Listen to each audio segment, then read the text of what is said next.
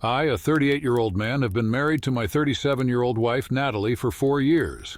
Natalie's former partner, Kay, a 12-year-old girl, is her daughter. We don't know where Kay's father is. He left when she was a newborn. She calls me Dad, and we have a wonderful relationship. I adore her as if she were mine. I expressed my desire for biological children to Natalie right away, and she indicated she would be amenable to having more children. We acquired a lovely home after getting married and began trying for a child. We conducted some testing after a year and everything tested normal. IVF, according to my wife, would be excessively expensive and physically taxing. Though I was devastated in private, I made the decision to accept that I will never have biological children. This was before Natalie's sister informed me a few days ago that Natalie had lied to me. I was shocked when her sister yelled, "At least I don't take pills behind my husband's back and claim I'm infertile. Does he know you had an abortion?" After she and her sister fought in our home. After kicking her sister out, my wife broke down in tears and expressed that she didn't want to lose me or have any more children. It's unbelievable that she lied to me rather than simply speaking with me. I recently moved out and have been residing at my parents' house ever since. Natalie suggests we can try for a baby and urges me to come back. Ka even texted me to ask me to return. My parents believe I should just let her go and try again later. She acknowledged her error and expressed regret. Is it me, who is seeking a divorce because of this lie? OP continues, I'm pro-choice and I live in Canada. Women should be able to govern their bodies, in my opinion. Please don't lecture me about her rights. This is not the same situation. She told me a falsehood. I could hold a baby in my arms right now. It was just a few days ago that I learned she is opposed to having additional children. Our wedding was 1.5 years prior to the abortion. Indeed, my darling. Yes, when she said that we are unable to conceive, she realized that I was distraught and upset. I'm shocked that she lied directly to me. For me, this is all about the actual lying right now.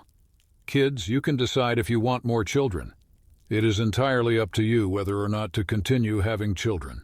You can choose from these options. However, it is heartbreaking to lie to your lover in such a way about your fertility. It seems, like I say this all the time these days, but how can you mend a relationship if the trust is gone? I'm sure some individuals can get past that, but I find it difficult to do so, especially when it comes to something this important. Not talking about it, just outright lying. However, Impact states in the comments, not the Yoda OP, this is not about having or not wanting children. There is nothing wrong with that. There is also nothing wrong with not wanting to have more children or to change your mind about wanting children. This has to do with your partner's repeated decision to deceive you and give you hope for a future that she knows you won't have with her. For years, she deceived, betrayed, and lied to you. Is this someone you would actually want to stay with, co-parent with, and have your child mothered by, even if she went completely the other way and genuinely wanted children now? And in that particular context, that comment conveyed it better than I could have. I mean, how can one get over something like that? It's simply an enormous betrayal. Leon responds, that's not a mistake. That's an 8-year lie that kept you from becoming a parent every single day. You can have one with someone else, which is excellent news. Says, not your stranger. That's not a little white lie. Not the he. Though I believe that women should have the freedom to choose, lying is unacceptable. She betrayed you rather severely by terminating your desired child without consulting you. You were not told, but her sister was. To what extent did individuals know? How many people, and how long, kept the truth from you? I apologize, OP. Challenge Houdini's final remarks are as follows. What disgusts me is that she wants you to come home and have a baby with her. She not only misled and deceived you for 8 long years about being infertile, aborting your kid which you wanted badly and using birth control pills without ever telling you. But now she is suddenly sincere and wants to take your feelings into consideration. She's about as dishonest as they come. She never really cared about you in the relationship. All she wanted was for you to father her daughter from her ex. She's having you because she's afraid you won't be around to raise her kid and be a father to her any longer. Never again would I put my trust in her. Not the Christian's original poster. A little while later, he updates the post and says, I appreciate all of your nice remarks and private messages. She did carry it out in private since I received some nasty ones accusing me of trying to control her body or making her feel unsafe. Natalie spent yesterday night's dinner at my parents' house. She said Ka needed to talk to me, so she dropped her off to her friends. Now that I know for sure that she is a pathological liar, I'm glad I gave her a chance. She claimed that she had to work really hard to maintain her physical fitness after her first pregnancy, and that she vowed never to do it again. She stated she expected she would change her mind, but she didn't. To which I replied, "Then you lied to me from day one." She then chose not to tell me after witnessing me come to terms with not having a child. She apologized, but the good news is that she can still do it. I replied, "So you lied more? You got rid of my baby because you wanted to stay fit? You didn't even discuss anything with me. How could you do that to me? I could be holding my baby right now, and you stole that from me." I stated, "You are still lying. You still don't want a baby, and you're only saying it so I stay. I don't even know what to believe anymore. I can't trust you ever." She began to weep and said, "Kay, it's so sad you left us because I can't give you a baby." I've given up. You also told her a falsehood. Is this the reason she believes I went? I advised her to leave my parents' house since it was over. She wept uncontrollably. This week I'll have a meeting with my attorney to begin the separation procedure. I'll text Ka to let her know what happened and to let her know that I'll stop at nothing to be in her life. She was never formally adopted by me. I regret to say that I was so naive as to trust her for so long. Regarding Kay's father, I'm not familiar with him. She won't discuss it with anyone. The top comments on that update suggested that the absence of an adoption might not be significant. We will provide another update on this in a moment.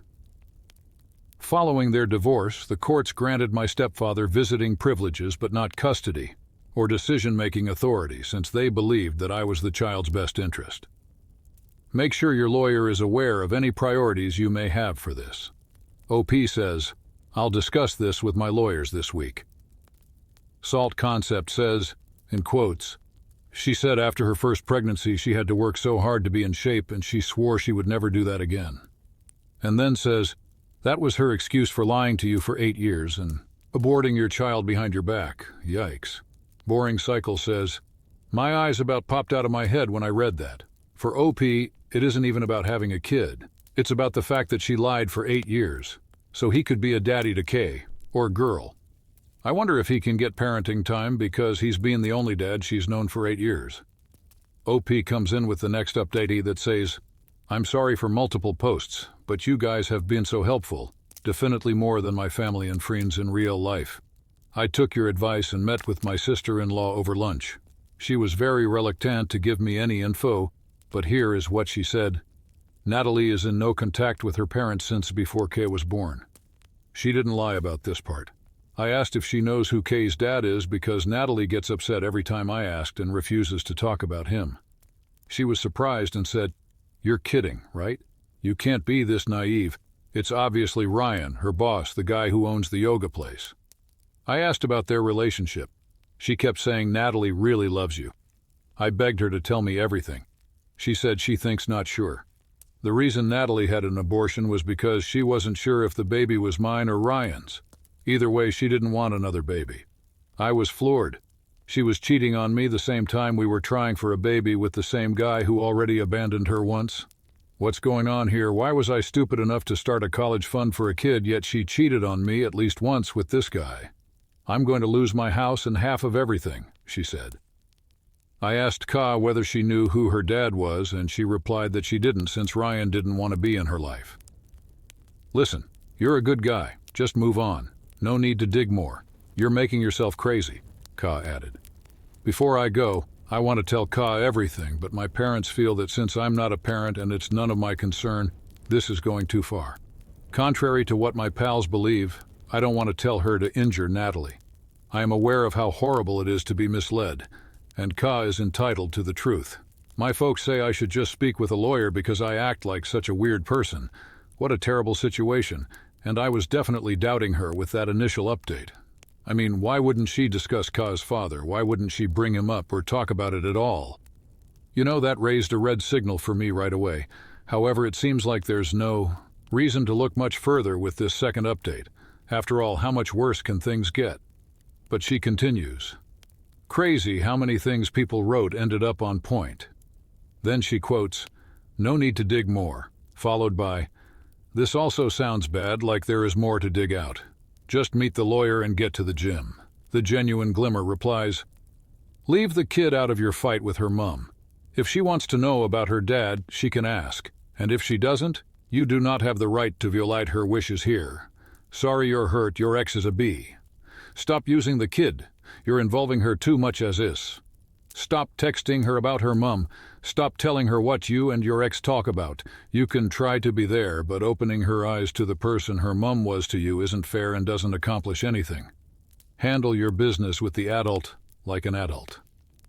Kiki states, "So wait, she still works with her baby daddy who refuses to be a dad, and they're still hooking up. What an absolute mess. And do you know what? I can speak for the OP when I say that leaving that circumstance is preferable. That's rather challenging in terms of Ka, isn't it? Furthermore, I'm not clear what the legal implications of that are. However, how do you folks view this circumstance? Let me know what you think in the comments section below, and together we can go on to the next story. I apologize for my rambling. I'm still so shaken by everything. Our next story is a throwaway account from the Am I the Yuan Here forum that asks, "Am I the Yuan for leaving a dinner party after a girl sat on my husband's lap?" After 3 years of marriage, my spouse Jake has maintained a strong relationship with Cindy, the 18-year-old sister of his best friend. My spouse, however, would frequently discuss her and share how he had watched her mature over the years. Cindy exudes energy constantly and appears to have a strong affection for Jake. She frequently asked to go on our dates when we were dating, as I recall, because I enjoyed spending time with her and thought of her as a little sister. I never really said anything. She begged my husband to make sure he didn't forget her after getting married and to continue hanging out with her when we announced our engagement. After all, I made her a bridesmaid when we were married. We soon relocated to a new state and lost communication.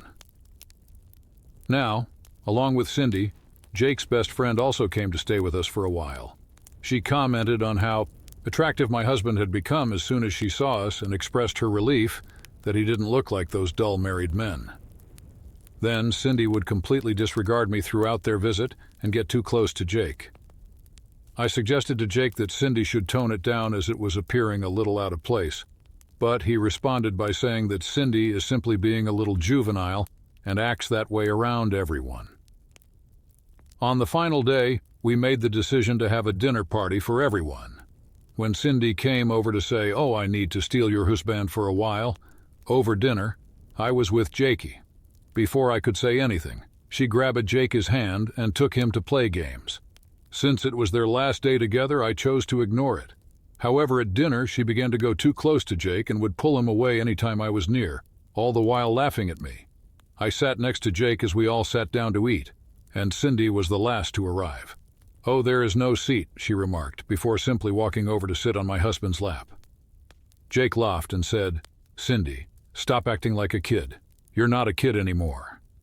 Cindy laughed and said it was a joke, then got up and sat down on a different seat, giggling at me. Everyone was shocked. Yes, I was furious at the disrespect, given that Jake was so accepting of it. However, I was unwilling to say anything hurtful, so I excused myself, got in my car, and drove away. Jake called me an hour or so later to find out where I was. I informed him that I was heading to my friend's place and would return after Cindy had departed. I realize now how bad what I did was, but at the time I was so furious that I probably would have begun sobbing or fighting if I had been there any longer. Cindy and her family had left when I arrived the following day. "I went things too far," Jake replied, looking quite angry. I broke down in tears and told him how I felt about everything. He added that Cindy was like his sister and that it was terrible to think such things about her.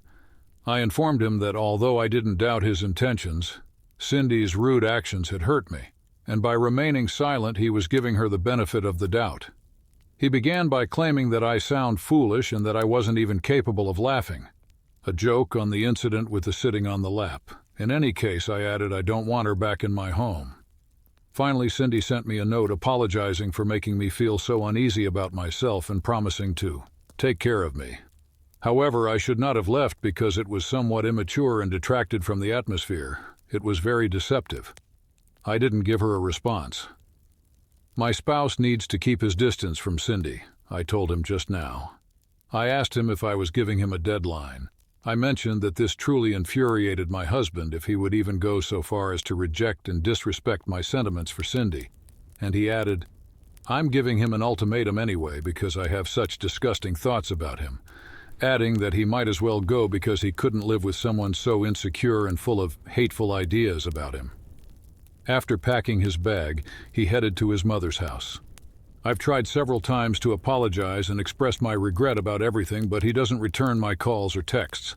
Subsequently, I received a text from Cindy's brother, who called me a lot of derogatory names and said that I should just leave Jake because I'm a repulsive person who should be left alone. After that, I could not stop crying. I have no idea how to resolve this. Is it even possible to return? Was I really so unworthy of this? I had lost all knowledge. Edit. For anyone curious about our ages, we are both 25 years old and only a few months apart. Soon after, there was another update that thanked everyone who had responded and those who had sent me wise counsel and private messages. Although I was unable to read every comment, I now know that Cindy crossed boundaries and that my feelings are legitimate. There were now Cindy, her brother Sean and his girlfriend, and their cousin Derek, who is also my husband's close buddy, along with his partner during the supper. So I gave Derek a call to find out what was going on and what had transpired after I had left. With empathy, he explained that initially they had assumed that I would return after a while, but the situation was incredibly uncomfortable. However, my girlfriend told Cindy that I was being really disrespectful when I didn't show up. The same thing was said by Derek and his boyfriend. Cindy broke down in tears, claiming that she didn't need to be cornered and attacked for a joke that was so ridiculous that she had no idea it would spiral out of control. Then, crying, she exited the room. Jake was at a loss for words, and everyone left early. The following day, Eric said that Cindy has never had a good sense of limits. Cindy would also get too near to him when he introduced his boyfriend to others, making jokes about whether or not she was actually confirming his sexual orientation. They also found it really uncomfortable. Cindy rolled her eyes, stated they couldn't handle a joke, and finally stopped when Derek confronted her. Everything about this sounds so strange. I'm not aware of Cindy's situation. I also received an SMS from Johan's girlfriend apologizing for the incident. I informed him about the inappropriateness of Sean's communication, but she was unaware of it.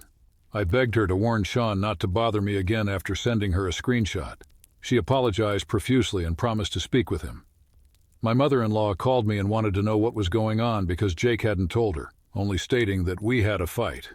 I was a little reluctant to tell at first, but I eventually did. She was enraged with my spouse. They are coming to have a conversation, she added. Thus, yes, I'm anxiously waiting for them to show up. We'll see. I'm not sure if what I did was right or wrong. Regarding claims that my spouse is a pedo or that they are having an affair, I am aware that this couldn't be further from the truth. I never doubted his intentions, but Cindy's lack of regard for me was what really got to me, and I would feel the same way if I were in OP's shoes in this particular circumstance. Clearly, the husband knew he sucked up here, but he was going all in with it, so he didn't inform his mother what was going on.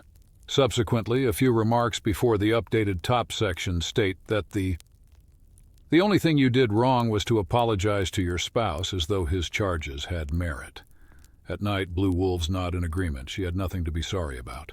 Her apologies now serve to excuse their behavior by giving the impression that they did nothing improper. However, given her apology, she did. I'll even go so far as to retract my apology. Says 777, not the ass. It should bother your spouse that you're uncomfortable. He made the improper observation. He didn't say anything until she got on his lap, at which time even he had to speak. It was because everyone was staring at him, not because he was angry. He's trying to make it seem like an issue with you by gaslighting you while ignoring the fact that he encouraged the behavior. This married man is deliberately disrespecting his wife by allowing a young woman to sit on his lap. You're not at odds with Cindy. Your husband and you are at odds. It is unacceptable to treat one spouse with such disdain. The man replies in the affirmative. After 5 years of marriage, I still only really care about two individuals, my spouse and I. I no longer give a damn about making my wife feel uncomfortable or unpleasant in front of friends, co-workers, etc. When someone lashes up at their spouse because you made my friend's sibling feel weird, his posts always seem absurd. How could you possibly care more about the sentiments of the person you spend 99% of your life with than that? Then the original poster posts an update and directs any questions regarding it to private messages. My spouse and mother-in-law arrived, and naturally, a conversation ensued. There are numerous items, but I'll attempt to list them all. In essence, Jake tried to defend his position and apologized to me first. He said that the reason he was upset was that despite his best efforts to defuse the awkward situation and try to laugh it off, I had left without saying anything the entire evening. I didn't communicate with him. Instead, I just left him in that strange predicament when he ran out of options. Cindy was leaving anyhow, and we would probably never see her again, so he just wanted the dinner to be quiet. He was meeting with his buddies after such a long time. Although he knew Cindy was going too far, he didn't know how to bring it up because he had almost watched her grow up and thought of her as a little sister. She behaves like way towards everyone, too. He would just brush it off, figuring it was only for a few days and he didn't want any drama during their visit. He did admit that saying nothing was a mistake. Even before I arrived, he was already quite concerned and depressed about how I felt for no apparent reason. I didn't ask him how he felt once. In addition, he felt overburdened by everything, and that I was holding him responsible for nothing when, in a courteous manner, he pushed her away when she attempted to sit. He was upset because he thought I was undermining him, and that's why he felt I was attacking his character, and even gave him the ultimatum. It wasn't about Cindy, rather it was about how simple it was for me to doubt his authenticity. He declared that he would cut off all communication with her after supper. See, he expressed regret for both leaving me in that manner and for remaining silent about Cindy's disrespectful behavior towards me. Jake finished speaking, at which point his mother-in-law gave him her explanation of the circumstances. She also chastised him severely. She basically told him that it was his duty as a husband to make me feel important, and that he let me down the one time I had to approach him to request setting limits. It was his responsibility as a husband to make sure I never had to talk to him about this in the first place. He was unable to respond when she asked him how he would have felt if a guy had been on my lap. She explained to him that my actions were a release of pent-up emotions and that it was his responsibility as a spouse to find me and make sure I never left in the first place. She said a lot, and Jake appeared to take responsibility for his conduct and offer an earnest apology. She warned him not to expect her to take him in if he pulled a similar prank ever again. She took me for a walk later. There, it was just the two of us, and she gave me additional explanations. She apologized profusely, but I pointed out that Jake was upset even in her house. He probably realized he was wrong too, but he was too overwhelmed to tell her. That's why he didn't tell her. She expressed that while she did not condone her son's actions, she did hope that I would pardon him. She said that since my home is where my family and I are, I will never have to leave. She advised me to talk to her if Jake does something foolish again, and to speak up in my head if something unsettling occurs. She promised to correct him. She expressed her hope that we would be able to work things out, because she has witnessed our love for one another, and said it would be unfortunate if some rude brat were to ruin it. She suggested that we seek therapy to improve our mutual understanding, even though she stated she was powerless to intervene in our problems. She even got me some ice cream. I realize this is a little naive, but she was right when she remarked that charming things comfort unhappy people. Yes, it was uncomfortable at night. When Jake entered our room, we were at a loss for words. We spoke after a while, and we both apologized to the other. I did, however, express my anger at him for telling Sean everything and my profound hurt over the text he wrote me. I sent him the text and he replied he had no idea what I was talking about. He claimed he merely told Sean that he was at his mother's house and didn't tell him about our altercation. He gave Sean a call. It appears that Sean informed Cindy about her overindulgence during the celebration. Next, Cindy came up with a big tale about how I had been passive-aggressive towards her the entire time. I would always try to act envious and insecure, and to cast doubt on her character. She continued by saying that I had always treated her like Wei, even as a young child, and that I had always attempted to make others believe that I was an angel, while I was actually a monster. He wrote those texts because he was upset about how I had been treating Cindy. Such charges confused Jake and me, so he tried to explain why it wasn't true. Jake then chose to cut all ties with Sean and maintain no communication at all with Cindy. After Jake apologized once more, we curled up and went to sleep. Now that Cindy has left our life permanently, we've made the decision to seek counseling in order to improve our future communication. Yes, we're not getting divorced, but let's wait and see how things work out in the future. Although several people had asked me to show Jake this post, I decided not to at this time because he was so depressed and had already received a lot of criticism, perhaps later on. I apologize for my long ramble. All of you have a good day. Edits. After reading comments from others stating that we shouldn't communicate with Sean either, I decided it would be best to discontinue our connection. I discussed it with my spouse and he was on board. He thus blocked Sean after texting him to let him know that they could not be buddies. To be clear, I have somewhat forgotten about Jake's behavior, but I also informed him that in order for me to trust him again, I need to know that I can count on him. He consented and couples counseling would also be provided. I appreciate all of your advice. I feel less alone in this whole thing because of you. I want to give the mother-in-law some credit in this case because it seems like you should have someone on your side, don't you think? But in the first place, mother-in-law didn't need to be involved. I know it's probably not how it actually happened, but it just kind of made me picture my mother-in-law pulling this 25-year-old by the ear, hauling him around to his house, and then sitting down and asking him to apologize like some mischievous 5-year-old. Why, after all, did mother-in-law take so long to convince him to do this? I'm not sure what the future holds for them, but all I can do is wish them luck in their relationship. He ought to have taken action, or at least been nearby talking about the situation like an adult with OP. That kind of behavior really got under my skin.